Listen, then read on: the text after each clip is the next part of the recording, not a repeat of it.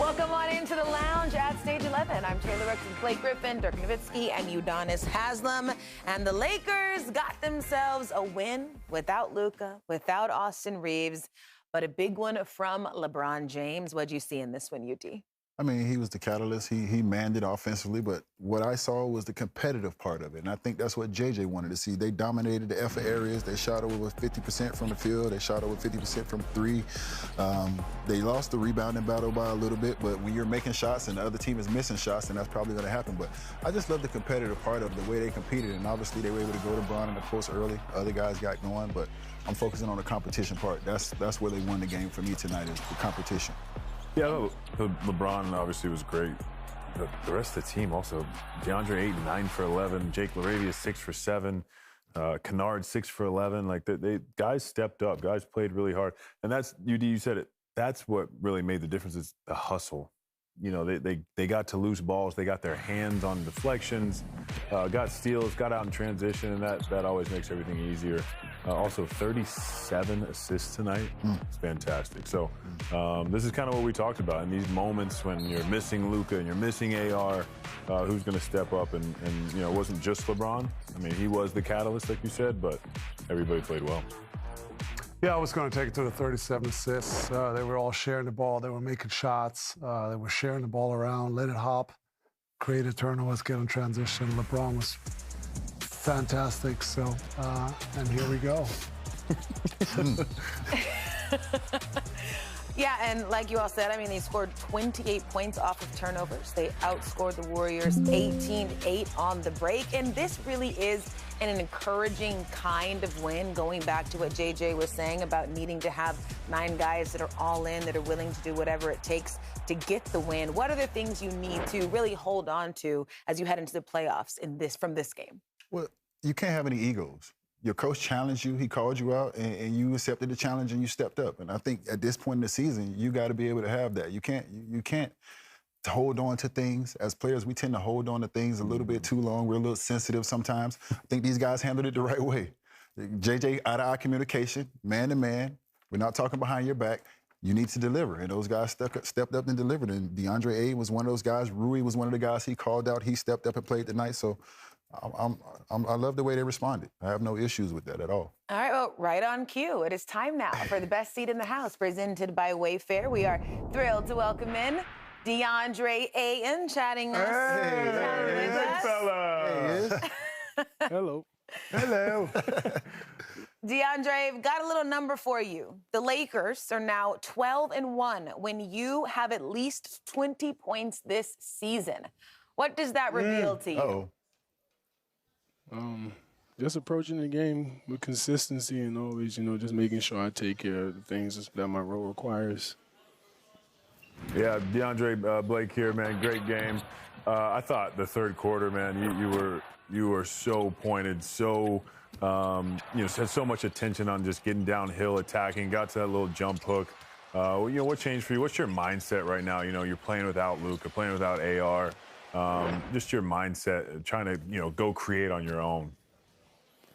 Just really, trying to make my defense create my offense. When we get out and run on the break, and teams are discombobulated with the mismatches. I can get it off the glass, or I can just get quick steals and get my flow going. Good job, DeAndre. This is Dirk. Good job. Congrats. Looking forward to the playoffs. Obviously, you guys are still going to try to get home court advantage. What's your mindset looking forward here to the playoffs? Just really being that anchor. I'm truly happy about the postseason because, I can up my physicality and, I can embrace, how these games going to go and, just have a concept and, strategies, in these environments, when we go on these road games. DeAndre, man, great game tonight. UD here. Well, you had your conch salad tonight, huh? Yeah, you had your conch salad tonight, dog? I did, actually. Hey, listen, man, I read a statement that you made a few weeks ago, and I understand where you was going, but I want you to know that you are still that guy.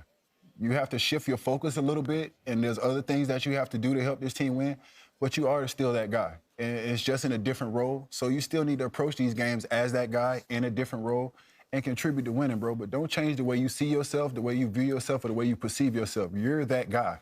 Shift your focus, sir. focus on different things, and help that team win. But you think Bron changed the way he see himself because he went to the third option? Hell no. So you do not change the way you view yourself. You approach the game with the same confidence, but shift your focus a little bit, bro, and keep doing what you're doing.